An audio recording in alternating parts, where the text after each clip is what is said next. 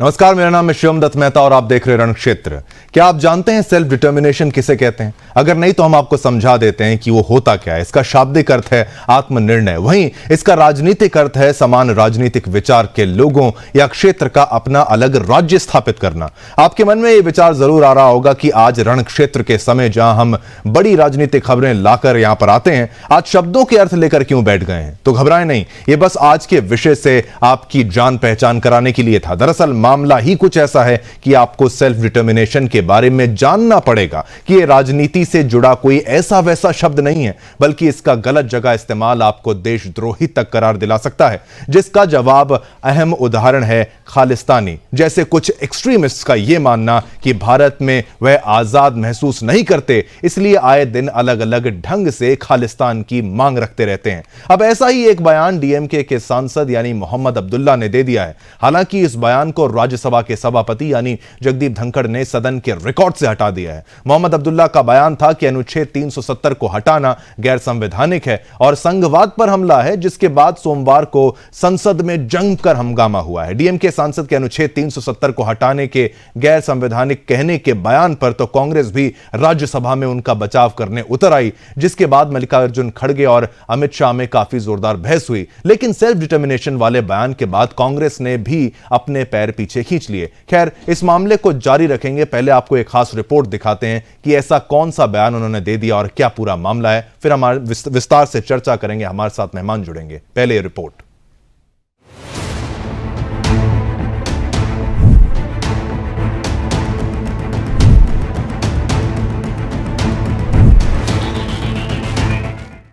राज्यसभा में सोमवार को जम्मू कश्मीर पुनर्गठन संशोधन बिल पर चर्चा के दौरान डीएमके सांसद अब्दुल्ला के बयान पर काफी हंगामा मचा। डीएमके सांसद ने पेरियार के बयान को मोहरा बनाते हुए कहा कि पेरियार की विचारधारा के अनुसार हर जाति के लोगों के पास अधिकार है कि वो आत्मनिर्णय की विचारधारा को अपना सकते हैं और जिसके अनुसार कश्मीर के लोगों के पास भी ये अधिकार है कि वह अपने आत्मनिर्णय के बारे में सोच सकते हैं। जिसके बाद बिल पर चर्चा के दौरान डीएमके सांसद एम मोहम्मद अब्दुल्ला के बयान के बाद काफी गर्मागर्मी देखने को मिली। डीएमके नेता ने कहा कि जम्मू कश्मीर में आर्टिकल 370 को निरस्त करना संघवाद पर चोट थी और ये गैर संवैधानिक था। उनके ये बोलते ही सभापति जगदीप धनखड़ ने उन्हें बीच में रोकते हुए कहा कि आप कश्मीर की जनता को भड़काना चाहते हैं और ये बयान देश के विरुद्ध है, इसीलिए इसे राज्यसभा के रिकॉर्ड से डिलीट किया जा रहा है। सत्ता पक्ष की तरफ से केंद्रीय मंत्री जितेंद्र सिंह अपनी सीट से उठते हुए उन्होंने कहा कि सांसद सुप्रीम कोर्ट के फैसले को गलत बता रहे हैं और इसके बाद सभापति जगदीप धनखड़ ने कहा कि सुप्रीम कोर्ट के फैसले के खिलाफ बोलना सही नहीं है। अगर न्यायपालिका ने कोई फैसला लिया है, कोई निर्णय किया है, तो उसे मानना चाहिए। कांग्रेस सांसद वेणुगोपाल अपनी सीट से उठते हुए अब्दुल्ला का पक्ष लिया और कहा कि सभी को बोलने का अधिकार है। अगर सुप्रीम कोर्ट ने कोई फैसला दिया है तो हमें भी अपनी बात कहने का हक है। उन्होंने कहा कि हमें भी सुप्रीम कोर्ट के फैसले की आलोचना का अधिकार है और इस पर धनखड़ ने कहा कि सर्वोच्च न्यायालय ने ये फैसला दिया है कि सांसद उस पर ये बोल रहे हैं कि ये गलत है। और इसके बाद खड़गे ने डीएमके सांसद का बचाव करते हुए गृह मंत्री अमित शाह को निशाने पर लिया। उन्होंने कहा कि कोई भी सांसद अपनी बात रखने की कोशिश करता है, अगर वो कानून के तहत ठीक नहीं है तो उसको आप निकाल सकते हैं। उन्होंने कहा कि सत्ता पक्ष के लोग उठे और गड़बड़ करे तो वो कहते हैं ये असंवैधानिक है। साथ ही उन्होंने अमित शाह को चाणक्य कह दिया। अमित शाह ने इसके बाद कांग्रेस और खड़गे पर हमला बोल दिया। उन्होंने कहा कि सांसद ने जो कहा उसे रिकॉर्ड पर रखना या नहीं रखना आपके नियम के अनुसार होगा, पर कांग्रेस पार्टी इस बयान से सहमत है क्या? आप लोग जो कह रहे हैं कि इससे सभी आप इस बयान का समर्थन कर रहे हैं और ये साफ होना चाहिए कि कांग्रेस पार्टी अब्दुल्ला के बयान से सहमत है क्या? सवाल बड़ा साफ है कि विपक्ष के नेता को अपना रुख साफ कर देना चाहिए। Bureau report, Sudarshan news.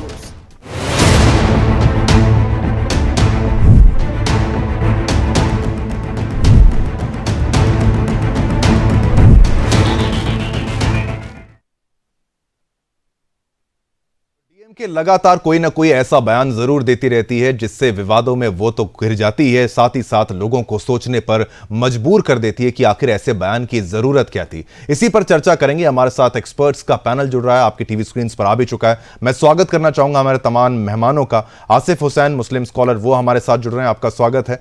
Sandeep Tripathi ji, Congress प्रवक्ता, वो हमारे साथ हैं, आपका स्वागत है। अश्विनी शाही जी, बीजेपी प्रवक्ता, वो हमारे साथ हैं, आपका स्वागत है। और राहुल कौल, कश्मीरी हिंदू एक्टिविस्ट, उनका भी मैं स्वागत करता हूं। लेकिन मामला इतना ज्यादा गंभीर है और इतना दुखद भी है कि भाई अचानक से अगर बयान देना है तो इस तरीके का बयान, इसका फायदा क्या है? डीएमके की तरफ से अगर सेल्फ डिटर्मिनेशन का बयान आता है, अलायंस में है, कांग्रेस के प्रवक्ता भी हमारे साथ है, संदीप त्रिपाठी, आपके पास जी ये पहला सवाल हमारा ये है कि ऐसे बयानों को दिया जाना कितना सही, कितना गलत, और क्या जरूरत थी जब सुप्रीम कोर्ट के द्वारा ये जजमेंट दे दी गई है, मोहर लगा दी गई है, उसके बाद भी इस पर अगर विद्रोह चलता रहेगा तो कब ये खत्म होगा? नहीं, 370 का मामला इतना बृहद बन चुका है कि 370 खत्म होने के बाद भी इस पे आने वाले समय में भी चर्चाएं होती रहेंगी। लेकिन इस तरीके की बयान की जो है हम निंदा करते हैं और कभी समर्थन कांग्रेस ने इस तरीके के बयान का नहीं किया है। अब आती है जो है अभी आपने एक शब्द यूज इंग्लिश में किया, तो मैं सिर्फ इतना कहूंगा उस शब्द के बारे में कि अगर ये मौका अगर उस समय मिला होता तो आरएसएस के लोगों ने सही देश बना दिए होते, इसलिए कि उस समय ये मौका इनको नहीं मिला।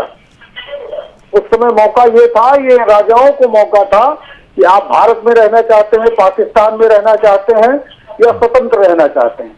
अगर यह मौका जनता को या अन्य प्रतिनिधियों को मिला होता तो ये तो कई देश बना दिए होते, और हम तो देश बनाने वाले लोग हैं जिसने जो है 562 रियासतों को इकट्ठा करके इस देश का निर्माण किया है। तो हम कभी नहीं चाहेंगे कि जो है उसके लिए हमारे नेताओं ने शहादत दी है, जो है खून बहाया है, पसीना बहाया है, तो हम कभी नहीं चाहेंगे कि इस देश में जो है उसकी अखंडता पर किसी भी तरह का जो है सवालिया निशान खड़ा हो या उस पर कहीं चोट पहुंचे।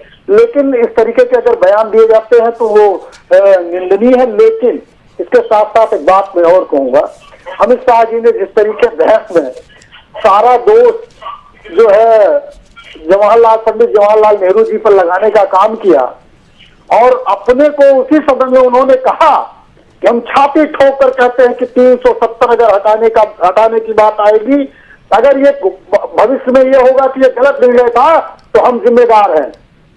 ये बात अमित शाह जी कहते हैं, उसी तरीके से कहते हैं। उसके बाद कहते हैं कि हमारी सरकार जिम्मेदार होगी, मोदी जी जिम्मेदार होंगे। तो उसी तरह ठीक है, तो आप अब जो अब्दुल्ला जी का बयान आ गया, उन्होंने जो ये बात कह दी सेल्फ डिटर्मिनेशन की, उसका महत्व तो साफ तौर पर आप भी समझते हैं। क्या उसका खंडन करते हैं? तो क्या जो अलायंस में आपके साथ वो पार्टी है, क्या आप उनके साथ आप अलायंस तोड़ेंगे? उनको अलायंस से हटाने की कोई मुहिम आपके द्वारा चलाई जाएगी? ये तो देश को बांटने वाला बयान हो गया ना संदीप जी, क्या उसका समर्थन करते हैं? नेताजी आपके जो है यूट्यूब से लेके कितनी सोशल साइट है उस पर एक वीडियो पड़ा हुआ है जो आपके साइट पर ट्रेंडिंग है कि नागपुर में हिंदुओं ने पलायन के लिए लिखा घर मकान बिकाऊ है। उत्तर प्रदेश में समाजवादी की सरकार थी, तेलंगाना में पूरे देश में हल्ला मचा कि हिंदू विरोधी है समाजवादी सरकार।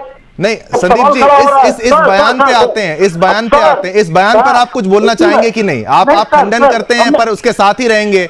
डीएमके की तरफ से कितने बयान आ गए? थोड़ा धैर्य रखिए, हम बात में तो आ जाने दीजिए नेताजी। हम सिर्फ इतना कह रहे हैं कि एक समय महबूबा मुफ्ती जी को भारतीय जनता पार्टी के लोग देशद्रोही, आतंकवादी बताते थे, 2.5 साल सत्ता में रहे, तब आपने इसे सवाल पूछा नहीं पूछा? और सबसे सवाल पूछा जाता है, वक्त की बात है। अब आप इस मुद्दे पर क्यों नहीं बोलना चाहते? आप साथ दे रहे हैं, आप साथ देंगे, डीएमके के नेता का साथ देंगे कि नहीं देंगे, हाँ या ना? थोड़ा सबर, इतना सबर ही रखते रहेंगे तो बाकी पैनलिस्ट कैसे बोलेंगे? संदीप जी, आप अपनी बात तो रखिए ना। विदाउट इंटरेस्टेड 10 सेकंड चाहिए, बोलिए।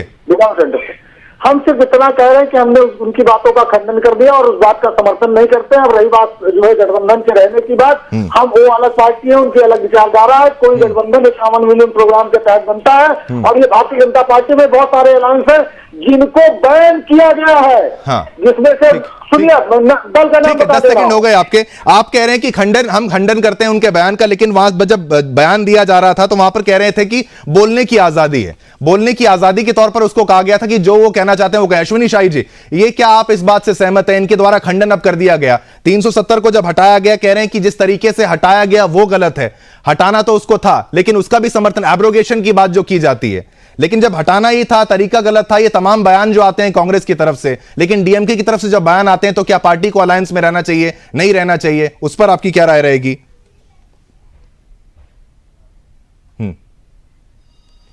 अश्विनी शाही जी। कांग्रेस की जो स्थिति है बड़ी ही दयनीय स्थिति है।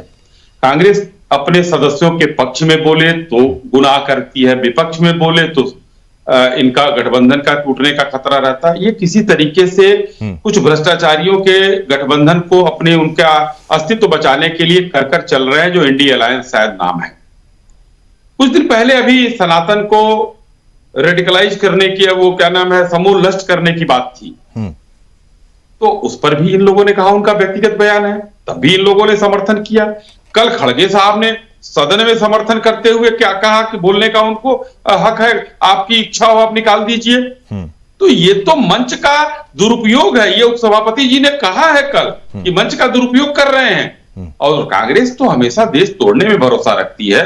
जिस कांग्रेस की बात हम लोग कर रहे हैं, दो देश की, देखिए कितने लाखों लोगों की खून पर ये भारत और पाकिस्तान बना, देश तोड़ने का काम इन लोगों ने किया था। ऐसा नहीं है आज राहुल गांधी जी बाहर जाते हैं, उनके पास कुछ है नहीं, वो लोकतंत्र की हत्या होती है वहां रोते हैं, जाकर कहते हैं कि भाई आप लोगों ने बचाया नहीं। तो ये लोग उसी तर्ज पर चल रहे हैं, क्योंकि लोक हित के काम भारतीय जनता पार्टी कर रही है माननीय नरेंद्र मोदी जी के नेतृत्व में। इन लोगों के पास अब रास्ता नहीं बच रहा है। तो जब किसी के पास कोई रास्ता नहीं बचेगा मेहता जी, तो अलुल जलुल बयान देगा, उसका समर्थन करेंगे। इन्हीं के एक नेता हैं, उन्होंने स्पष्ट रूप से 3 राज्यों में चुनाव हारे, उन्होंने लिखा था कि सनातन का श्राप ले डूबा। प्रमोद कृष्ण जी का ट्वीट हर लोगों ने पढ़ा, आप लोगों ने चलाया भी उसको प्रमुखता से। आज डीएमके सांसद का अगर ये बयान आता है तो कांग्रेस का कोई भी प्रवक्ता, कांग्रेस का नेता ये कहने के बजाय कि भाई डीएमके सांसद हमारे दल के नहीं है, इनके बयान से सहमत नहीं है, खड़गे साहब जो अध्यक्ष हैं वो खड़े होकर उनका बचाव करते हैं और कांग्रेस कहती है कि नहीं उनकी बात है। तो ये बड़ा निंदनीय चीज है। कांग्रेस का इतिहास अब खत्म हो चुका है, देश तोड़ने में ये लोग भरोसा रखते हैं। ठीक है, एक राहुल कौल जी, आपसे मैं ये पूछना चाहूंगा, क्योंकि मुद्दा खाली यहां पर कांग्रेस भाजपा और यहां पर डीएमके का नहीं है, बात यहां पर मुद्दा जो दोबारा से उठा दिया गया डीएमके के द्वारा वो सेल्फ डिटर्मिनेशन का है। इसको किस तरीके से देखते हैं? क्या वहां पर जब कश्मीरी हिंदुओं की जो बात नहीं होती, पंडितों की बात नहीं होती, बात अगर कश्मीर की जाती है, वहां आजादी की बात कर दी जाती है, सेल्फ डिटर्मिनेशन की बात कर दी जाती है, किस तरीके का सेल्फ डिटर्मिनेशन, अगर हमारे दर्शकों को समझा भी पाए और पूरी दास्तां आप समझा पाए कि किस तरीके से क्या चल रहा है वहां पर? 2 तरीके से शिवम जी मैं इस बात का जवाब देना चाहूंगा। पहली बात, अगर हम राजनीतिक दृष्टिकोण से देखें, जैसे अभी कांग्रेस के प्रवक्ता ने बात की या भाजपा के प्रवक्ता ने बात की, सबसे पहले अगर ये बोलते हैं कि इस बात का खंडन करते हैं जो अभी हाल ही में जो अभी राज्यसभा में बात कही गई या स्टेटमेंट दिया गया, तो ये ना बोले आप कि कांग्रेस बहुत अच्छी तरह से चुनाव के मैनिफेस्टो में ये लेके चल रहा है कि हम धारा 370 को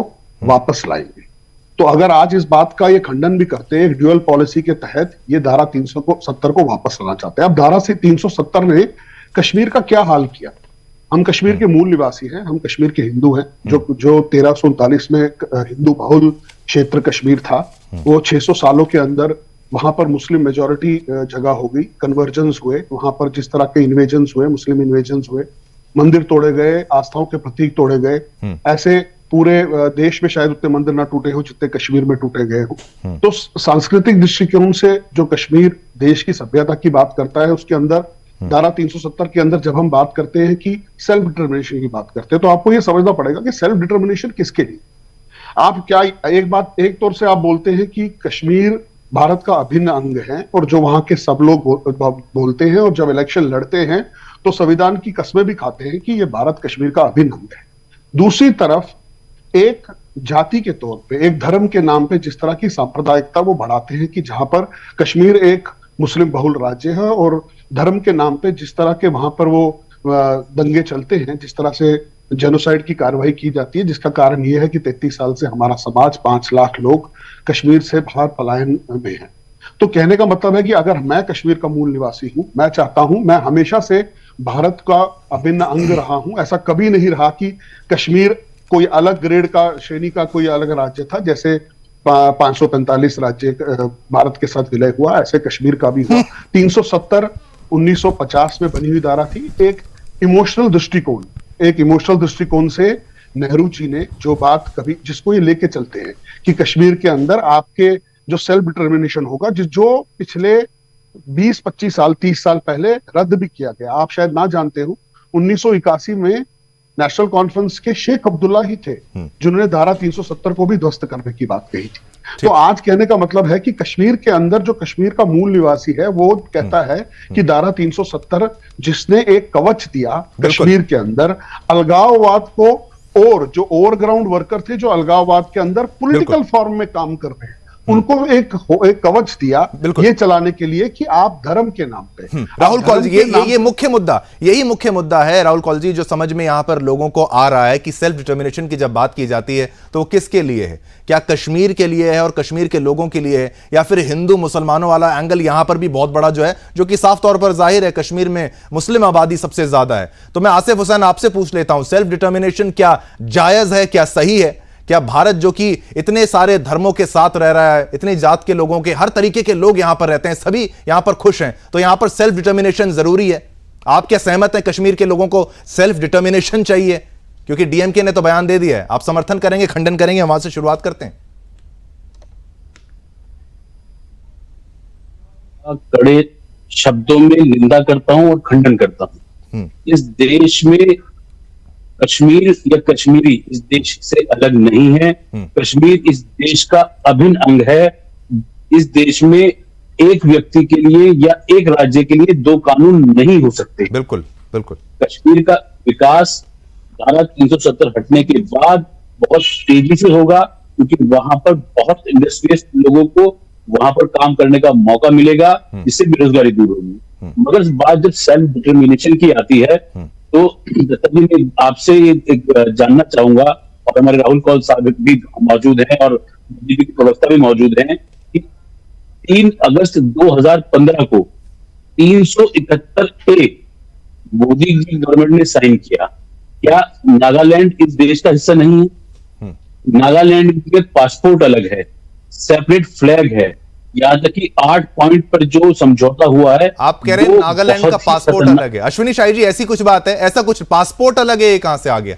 नागालैंड की बात करें आप, कौन से? फिर से दोबारा से बोलिए आसिफ जी, किसका जिक्र करना चाहते हैं? मैं नागालैंड 371A के 8 पॉइंट का जिक्र करना चाहता हूं। नहीं, कुछ रॉन्ग इन्फॉर्मेशन ना चली जाए। अश्विनी शाही जी, आपसे टिप्पणी में ले लूं, ये इनका जवाब पहले। अश्विनी शाही जी, क्या मुद्दा उठाया जा रहा है? यहाँ जो है एक चैनल पर कहना उचित नहीं होगा। एक सम्मानित चैनल है आपका, और यहाँ पर जिस तरीके की जो है अफवाहें फैलाना और नेगेटिव चीजें फैलाना उचित नहीं है। हाँ, उधर सिक्योरिटी के दृष्टि से वहां पर एंट्री के लिए जो है परमिट बनता है, उधर अरुणाचल में, चाहे वो क्योंकि वो सीमा से लगे हुए राज्य हैं, वो एंट्री परमिट बनता है, कोई पासपोर्ट नहीं आता है। शायद कहने में कोई गलती हो गई हो, अभी भी भूल सुधार कर लीजिए। बिल्कुल आसिफ जी, कोई पासपोर्ट वाली, आपकी लाइन पासपोर्ट वाली गलत हो सकती है। अरुणाचल प्रदेश का तो हम भी जानते हैं, इनर लाइन परमिट वहां पर लगता है, परमिशन ली जाती है एंट्री के लिए, वो एक अलग मुद्दा है। अश्विनी शाही जी, मैं अपनी किसी बात को वापस नहीं ले रहा हूं। मैं बिल्कुल अध्ययन करके ये बात कह रहा हूँ, नेशनल चैनल पर बात कह रहा हूँ, तो मैं शायद इतना बेवकूफ नहीं हूं कि एक नेशनल चैनल पर मैं इतनी बड़ी बात कहूंगा। वहां का सेपरेट फ्लैग भी है, अगर आपको ना पता हो तो एक बार आप पता कर लीजिए। और जो 8 पॉइंट है उसमें बहुत कुछ अलग है। जॉइंट फॉरेन अफेयर्स की बात है। 371 है क्या? 371A नहीं, 371 की बात नहीं कर रहा हूं मैं आपसे। अश्विनी शाही जी, 371A पर बात करिए। तो उसमें पासपोर्ट कहां अलग लगता है, जरा हमको बता दीजिए वो। आप गूगल में, मुझे पता है कि आप दोनों गूगल कर रहे हैं, चेक करिए के बाद हम इसको आगे बढ़ेंगे। नहीं, तो आप मैं ये कहना चाहता हूं कि ठीक है, ये अगर मुद्दे को अगर खाली वहां पे नागालैंड और अरुणाचल से जोड़ा जाए, खाली वहीं तक सीमित रहे, वो ठीक नहीं है। वापस अगर इस मुद्दे पर आते हैं, फिर से आपका आसिफ हुसैन जी, क्या कहना है? आप सेल्फ डिटर्मिनेशन की बात से सहमत हैं कि नहीं? आप बिल्कुल नहीं नहीं, बिल्कुल नहीं हूं। खंडन मैं ये कहना चाहता हूं, एक राष्ट्र एक कर, एक राष्ट्र एक कानून भी होना चाहिए। तो वो कश्मीर से लेकर कन्याकुमारी तक एक ही कानून होना चाहिए, सिर्फ एक पर्टिकुलर राज्य के लिए, एक हिस्से के लिए। हम अगर ना बात करें, हम इस सिनेरियो को पैन इंडिया की बात करें तो ज्यादा बेहतर होगा। हाँ, और बिल्कुल वो पहाड़ी राज्यों में भी आप पासपोर्ट जानते वाली हैं, खबर, आसिफ जी, पासपोर्ट वाली खबर वो गलत है। झंडे की बात वो अलग बात, उसका आप अलग जिक्र कर सकते हैं। पासपोर्ट वाली बात यहां पर प्रमाणित नहीं है। संदीप त्रिपाठी, ठीक है, अश्विनी शाही जी कुछ कहना चाहते हैं क्या? अश्विनी शाही जी कुछ कहना चाहते हैं, पहले वो लेते हैं। मेहता जी, मैं पूरा वो पढ़ देता हूं जो अभी है। हाँ, बोलिए मुख्य बोलिए। रूप से कहा गया है कि नागाओं की धार्मिक और सामाजिक प्रथाओं, नागा तथागत कानून और की प्रक्रिया, नागा प्रथा के अनुसार निर्णयों से जुड़े नागरिक व आपराधिक न्याय प्रशासन से संबंधित मामले में ठीक है। संसद का कोई भी अधिनियम नागालैंड पर लागू नहीं होगा। तो ये तो धार्मिक और सांस्कृतिक चीजों की बात कर रहे हैं, कल्चरल आइडेंटिटी की प्रोटेक्शन के लिए। बिल्कुल ठीक है। संदीप त्रिपाठी जी, आप पे आते हैं और मुद्दे पर भी वापस आते हैं कि जो 370 से जुड़ा हुआ है, 370 जो कि टेम्पररी था, क्या इसको अगर आपकी पार्टी अगर पावर में कभी आ जाए, आप जैसे इच्छा है, अगर आ गई तो क्या इसको वापस लेके आया जाएगा? क्योंकि जो टेम्पररी है, जो आपकी पार्टी के द्वारा भी कहा गया है, क्या इसको वापस लाएंगे? क्या इसका समर्थन करते हैं आप? 370 का हटाने के तरीके को तो आपने बोला कि चलिए वो मैनर गलत था, लेकिन क्या अब इसको वापस लाने के बारे में भी सोचा जा रहा है? नहीं, वापस लाने की ये बात नहीं है। हम अगर विरोध कर रहे थे तो सिर्फ जो है हटाने का जो तरीका था, क्योंकि अगर वही तरीका अगर उत्तर प्रदेश में लागू कर लिया जाए तो हाहाकार मच जाएगा। और आप अभी कई बार चैनल पे जिस तरीके से बात चल रही है, कश्मीर की बात आप करते हैं, जम्मू की बात क्यों नहीं करते जहां हिंदू बाहुल्य है? लद्दाख की बात क्यों नहीं करते जहां पर बौद्ध बाहुल्य है? तीनों एक ही है। पहली चीज नहीं तो सेल्फ डिटर्मिनेशन, संदीप जी, मुद्दा सेल्फ डिटर्मिनेशन से आप भी सुन लीजिए। सेल्फ डिटर्मिनेशन के मुद्दे की जब बात की जाती है, उसमें जम्मू कश्मीर लद्दाख के सारे सबकी बात अगर की जाए तो फायदा किसको, नुकसान किसको? ये यहां से आप बोलिए। अब आप 370 पे आइए। फायदा नुकसान की बात मैं तो ये कह रहा हूँ कि प्रक्रिया ही गलत है। हमने अभी हमारे साथी राहुल कौल जी ने बता दिया कि 81 में वो खत्म हो गया है। हम सिर्फ ये कह रहे हैं कि सिर्फ जो धार्मिक एंगल दिया जा रहा है, हमारी दिक्कत उस पर है। राहुल कौल जी, आप भी ब्राह्मण है, मैं भी ब्राह्मण हूँ, दो तीन बातें दिल की आपसे आप भी हिंदू हैं, वो भी हिंदू हैं, ठीक है, सुन लीजिए। हिंदू सुन लीजिए, पहले हिंदू, पहले ब्राह्मण है, पहले हिंदू हैं आप। नहीं, पहले ब्राह्मण नहीं है, पहले हिंदू हैं आप यही करते रहिएगा। ये हिंदू ब्राह्मण, हिंदू ब्राह्मण, हिंदू तमाम, मैं भी हिंदू, आप भी हिंदू, ये भी हिंदू। वहां पर अश्विनी शाही जी, बहुत लोग हिंदू बैठे हैं। अच्छा, आप क्या ये जात पात वाली बात पे आना चाहते हैं? क्या ब्राह्मण बताना चाहते हैं सभी? नहीं, आप हिंदू है ना? बोलिए त्रिपाठी जी, बोलिए। हाँ, सनातनी, ठीक है, आइए, बड़ी अच्छी बात है, बोलिए जी। हम बेस पे हैं। कौल जी, आज जवाहरलाल नेहरू जी को सिर्फ गाली इसीलिए दी जाती है कि वो कौल ब्राह्मण थे। एक बात आप बताइए, उसी सरकार के दो हिस्से, जैसे आज जो है अमित शाह जी गृह मंत्री हैं और जो है मोदी जी प्रधानमंत्री हैं, वैसे ही उस समय गृह मंत्री सरदार वल्लभ भाई पटेल जी और प्रधानमंत्री नेहरू जी को भाजपा वाले गरियाएंगे क्योंकि वो पंडित है, और पटेल जी को पूजेंगे इसलिए कि जो है पटेल वोट बिखर जाएगा। नहीं, ये संदीप जी, ये जात पात वाला एंगल बिल्कुल गलत है। ये बिल्कुल भी इसको एनकरेज नहीं किया जा सकता। राहुल कौल जी, आपका जवाब ले लेते हैं। नहीं, किसी के ब्राह्मण होने ना होने उसकी बात नहीं। अलग अलग पार्टी में तमाम हिंदू नेता हैं, चाहे जो मुस्लिम नेता हैं, वो हम वो एंगल भी नहीं डालना चाहते। नहीं संदीप जी, आप ये ब्राह्मणवाद का ये सब बातें आप उठा रहे हैं संदीप जी। नहीं, ये एंटरटेन नहीं किया जाएगा। राहुल कौल जी, आपका एक स्टेटमेंट इन पर ले लेते हैं, क्योंकि इन्होंने आपको ब्राह्मण बोला पहले और शुरुआत उससे करते हैं। एक जवाब ले लीजिए संदीप जी। नहीं, ये कहां आप यहां जवाहरलाल नेहरू ब्राह्मण एंगल यहां पर आपने कहां से डाल दिया? ठीक है, जवाहरलाल नेहरू खुद कह रहे थे article 370 is a temporary provision, transitionary provision है, तो उन्होंने खुद कहा है। ये बात आप उससे जोड़िए ना। यहां ब्राह्मण वाला एंगल कहां से आ गया? राहुल कौल जी का एक शॉर्ट स्टेटमेंट लेते हैं, फिर ब्रेक लेके वापस आएंगे। राहुल कौल जी, ऑडियो जी। शिवम जी, क्या सुन पा रहे हैं आप? बिल्कुल, बोलिए सर, बोलिए। शिवम जी, एक बहुत छोटी सी बात है। कश्मीर के बारे में ज्यादा से ज्यादा जितने भी लोग यहाँ बैठे हैं, उनको कश्मीर के बारे में नहीं पता। आपको जान के आश्चर्य होगा आप सबको कि कश्मीर के अंदर जो कश्मीरी हिंदू हैं, वो चाहे किसी भी वर्ण के हो, मतलब अगर वो पूजा पठन का काम करते हो, या वो धोबी हो, या वो बेकरी का काम करते हो, दुकानदार हो, सब वहां पर कश्मीरी ब्राह्मण है। अब ये कैसे? वहां पर वर्ण सिस्टम नहीं है, क्योंकि कश्मीर के अंदर ब्राह्मण उसको माना जाता है, मैं बहुत स्पष्ट रूप से कहना चाहता हूं, जो ब्रह्म को जानने ट्रीटी रखा हो। डीएमके के नेता के द्वारा यानी कि अब्दुल्ला के द्वारा क्या बयान दे दिया गया और उसी पर यहां पर चर्चा की जा रही थी। राहुल कॉल के बयान के बाद हम वापस आएंगे, संदीप जी आप पर आएंगे। राहुल का बयान यहां पर पूरा होने दीजिए, फिर आप पे आएंगे। राहुल जी अपनी स्टेटमेंट आप पूरी कर लीजिए, ब्रेक ले लीजिए।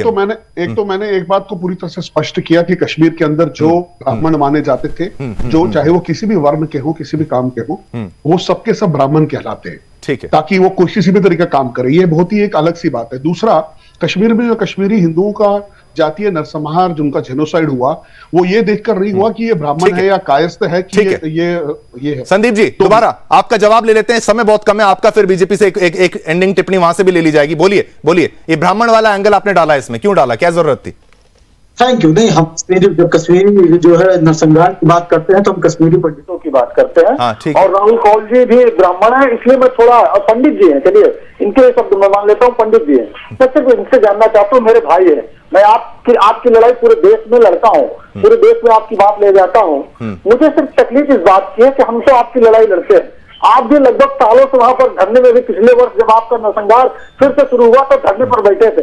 3200 रुपए पेंशन आपको कांग्रेस के समय में मिलती थी, 3200 का क्या 3500 रुपए हुआ 10 साल में? नहीं हुआ तो क्यों? क्या सवाल है भाजपा से पूछा जाना चाहिए या कांग्रेस से?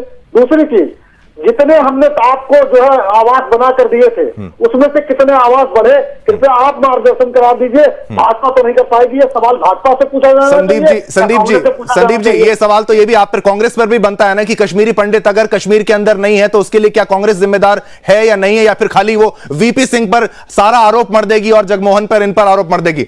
एक कमेंट ले लेते हैं यहां पर भाजपा के प्रवक्ता अश्विनी शाही जी से, आपसे कमेंट ले लेते हैं। ये कश्मीरियों का मुद्दा, इसमें कश्मीरी पंडित्स को इग्नोर किया जाता है। संदीप जी उनको मौका दीजिए, एक स्टेटमेंट उनका भी आने दीजिए, समय आपको भी दिया गया है। क्या किया जाएगा? सेल्फ डिटर्मिनेशन की बात की जा रही है, वापस यहां लोग कह रहे हैं कि वापस कब जाएंगे, अब सेल्फ डिटर्मिनेशन का मुद्दा उठ जाता है। क्या आपकी क्लोजिंग कमेंट्स क्या रहेंगे? और नागालैंड वाला वो पासपोर्ट वाला गलत था, वो फिर मैं बोल देता हूं। बिल्कुल मेहता जी कांग्रेस के लोग जो है, अभी कौल साहब ने बताया कि किस तरीके से 370 की बात करते हैं, अपने घोषणा पत्र में जारी करते हैं। उसके लिए मनीष तिवारी मुकदमा भी लड़ते हैं वहां सुप्रीम कोर्ट में जो लड़ रहे थे। तो कांग्रेसियों का तो वो मामला था, लेकिन अब जो है भारतीय जनता पार्टी ने इस बिगड़े माहौल को ठीक करने का काम किया है।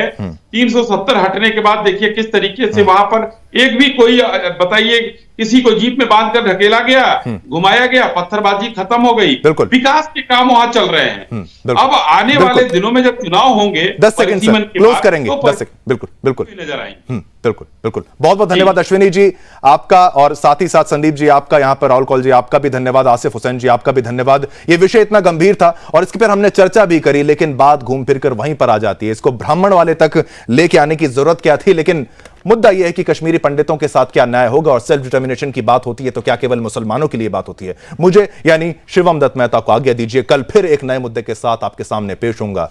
तब तक के लिए जय हिंद।